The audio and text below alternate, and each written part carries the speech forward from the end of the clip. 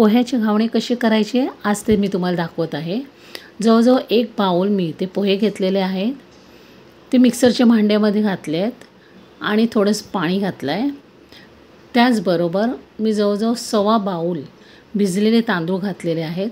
तांदूळ मी जवळजवळ अर्धा तास भिजत ठेवलेले पाण्यामध्ये। आता ते घातलेले आहेत मिक्सरच्या भांड्यामध्ये। पाणी घातलं आहे आणि मिश्रण आता मी वाटून घेतलेलं आहे। जेवढं पातळ वाटता येईल तेवढं पातळ वाटून घ्यायचं आहे आपल्याला मिश्रण। त्यामध्ये आता थोडंसं पाणी घातलं आहे आणि मी टोपामध्ये मिश्रण काढलं आहे।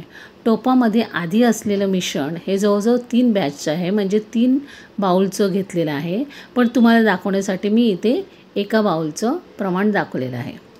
आता पाणी घालायचं आहे आणि शक्यतो हे जे बॅटर आहे ते एकदम पातळही नको आणि एकदम जाडही नको।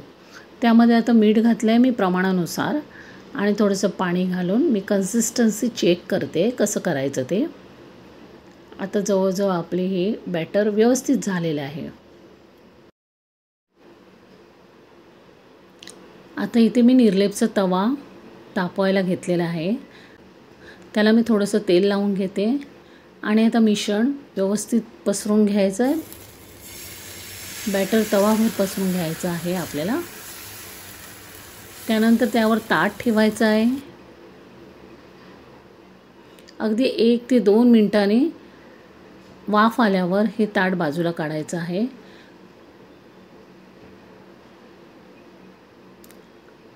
आता आपला घावणा हा व्यवस्थित तयार झालेला आहे। हे बघा एकदम हाताने उचलता येतो एवढं व्यवस्थित घावणा झालेला आहे। आणि आता ह्याच प्रमाणानुसार आपण इतर घावणेही करायचे आहे।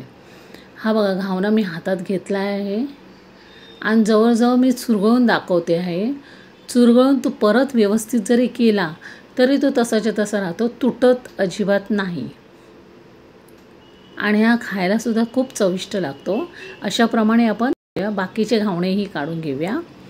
आता मगाशी मी निर्लेपच्या तव्यावर काढलेला, आता मी इथे भिड्याच्या तव्यावर मी इथे काढून दाखवत आहे। बॅटर मी घातलं आहे। हाही घावणा एकदम अलगद उचलला जातो आहे। अशा प्रकारे आपण बाकीचेही घावणे करून घेऊया। ही रेसिपी जर आपल्याला आवडली असेल तर या व्हिडिओला आणि रेसिपीला नक्कीच लाईक करा।